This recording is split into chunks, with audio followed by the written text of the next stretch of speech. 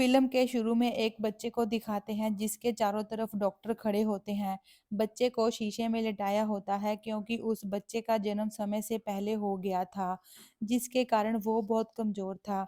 फिर एक लेडी को दिखाते हैं जो कि उस बच्चे की माँ है। वो डॉक्टर से पूछती है उसकी तबीयत के बारे में और रोने लगती है। उसका नाम डायना है और उसकी बच्ची का नाम क्लोई है। कहानी अब 17 साल बाद दिखाते हैं। वो दोनों शहर से बहुत दूर रहती हैं। प्री मैच्योर डिलीवरी के कारण क्लोई को अस्थमा और दिल की बीमारियों से पीड़ित है। साथ ही साथ उसे लकवा भी है, जिसके कारण वो व्हीलचेयर का प्रयोग करती है। उसे बहुत सारी कठिनाइयों का सामना करना पड़ता है। इन बीमारियों से लड़ने के लिए क्लोई को बहुत सारी दवाइयाँ लेनी पड़ती हैं। क्लोई की माँ उसके लिए खाना बनाती है, उसका बीपी चेक करती है, जो कि थोड़ा-सा ज़्यादा होने के कारण उसे इंजेक्शन भी देती है। डायना उसको एक्सरसाइज करवाती है। शारीरिक स्थिति ठीक ना होने के कारण वो उसे घर पर ही पढ़ाती है। देखने से लगता है डायना उसका बहुत ख्याल कर रखती है, लेकिन ऐसा नहीं होता। सच्चाई तो कुछ और ही थी, जिससे क्लोई पूरी तरह अनजान थी। क्लोई एक बहुत बड़ी यूनिवर्सिटी में जाकर पढ़ना चाहती है, इसलिए वो एक एप्लीकेशन भेजती है और उसका कोई जवाब नहीं आता। उसे लगता है एप्लीकेशन रिजेक्ट कर दी। एक दिन क्लोई बैग में से चॉकलेट ढूंढ रही होती है। उस बैग में से उसे एक दवाई की बोतल मिलती है जिस पर डायने का नाम लिखा होता है। ये देखकर वो हैरान हो जाती है। क्लोई अपनी माँ से उस मेडिसिन के बारे में पूछती है तो वो बात को घुमा देती है और कुछ नहीं बताती। लेकिन अब क्लोई को थोड़ा-सा शक हो जाता है। वो उस मेडिसिन का नाम जान लेती है। उसका नाम ट्राइगॉक्सिन होता है। वो उसको नहीं खाती। क्लोई उसको इंटरनेट पर सर्च करती है तो उसमें इंटरनेट ही नहीं होता। क्योंकि डायने को पता होता है कि वो इसे ज़रूर सर्च करेगी, इसलिए वो इसे पहले ही बंद कर देती है। वो कस्टमर ऑफिस फ़ोन करके झगड़ने का नाटक करती है ताकि क्लोई को कोई शक ना हो। क्लोई के पास फ़ोन नहीं होता, इसलिए वो एक दिन मौका देखकर अपनी माँ के फ़ोन से एक नंबर डायल कर देती है और उस दवाई के बारे में पूछती है। पूछने पर उसे पता चलता है वो दवाई तो दिल की बीमारियों के लिए दी जाती है और वो लाल रंग की होती है, लेकिन उसके सामने जो कैप्सूल रखा होता है वो तो हरे रंग का होता है। फिर वो उसके बारे में सोचने लगती है। वो अपनी माँ से मूवी देखने को कहती है ताकि वह उस हरे कैप्सूल के बारे में जान सके। निकलते समय वो सारी दवाइयाँ अपने साथ ले जाती है और वॉशरूम जाने का बहाना करके सामने स्टोर में जाकर पता लगा सके। क्लोई अपनी माँ को ज़रा सा भी शक नहीं होने देती।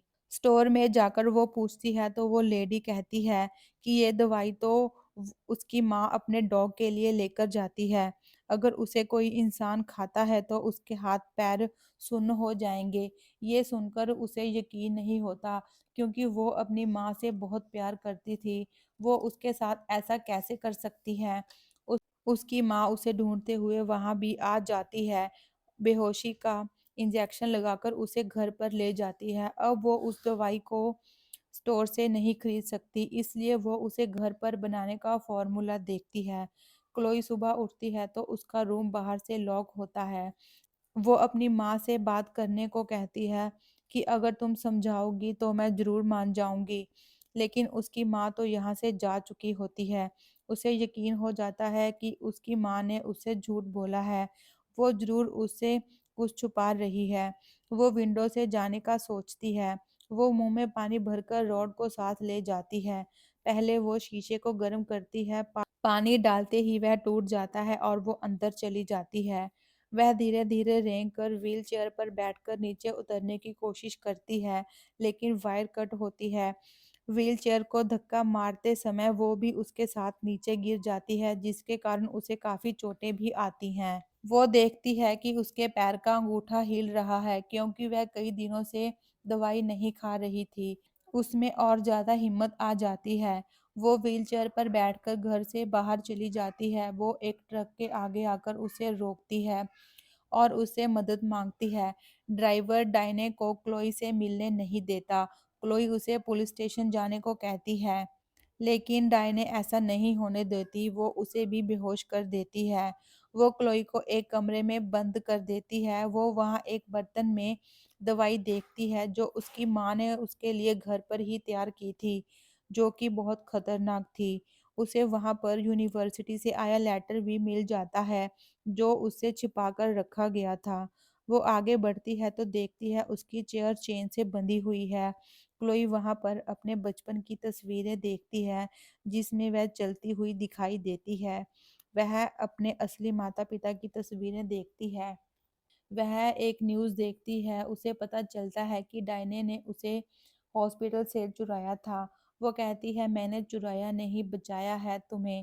क्लोई कहती है, तुमने जहर पिलाकर मुझे अपाहिज बनाया है। डायने उन दवाइयों को फेंक देती है और कहती है, ये सब मैंने तुम्हारे लिए ही तो किया है, ताकि तुम हमेशा मेरे साथ रहो, मुझसे कभी दूर ना जाओ, सब कुछ भूल जाओ, हम एक नई शुरुआत करते हैं। लेकिन क्लोई को अब उस पर यकीन नहीं था। इस बात पर उसकी माँ को गुस्सा आ जाता है। वो इंजेक्शन लेकर उसकी तरफ बढ़ती है। बचने के लिए वो अपने आप को कमरे में बंद कर लेती है। उसे वहाँ बहुत सारी दवाइयाँ मिलती हैं। डायने को अंदर आता देखकर वह दवाई पी लेती है।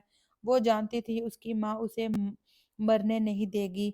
उसे हॉस्पिटल ले जाया जाता है। वह बहुत मुश्किल से बटन दबाकर नर्स को बुलाती है, लेकिन उसकी माँ उसे देख रही होती है। इससे पहले क्लोई कुछ करती, वो इमरजेंसी हॉर्न बजाकर सभी का ध्यान भटका देती है और क्लोई को लेकर चली जाती है। नर्स जब उसे बिस्तर पर नहीं देखती तो वो सिक्योरिटी को कॉल करती है। वो डायने को रोकने की कोशिश करते हैं, लेकिन वो नहीं रुकती, जिस वजह से उसके कंधे पर गोली लगती है और वो नीचे गिर जाती है। कहानी अब 7 साल बाद दिखाते हैं। क्लोई अब छड़ी के सहायता से धीरे धीरे चलने लगी है। वो डायना से मिलने जेल आती है और कहती है उसके माता पिता उसे बहुत प्यार करते हैं। उसने शादी कर ली, उसके 2 बच्चे भी हैं। वो अपनी फैमिली के साथ बहुत खुश है। क्लोई अपनी जीभ के नीचे से वही कैप्सूल निकालती है और उसे खाने को देती है। साथ-साथ यह भी कहती है, माँ मैं तुमसे बहुत प्यार करती हूँ। वो भी यही चाहती है कि उसकी माँ यहीं पर इसी जेल में रहे। यहीं पर ये मूवी खत्म हो जाती है।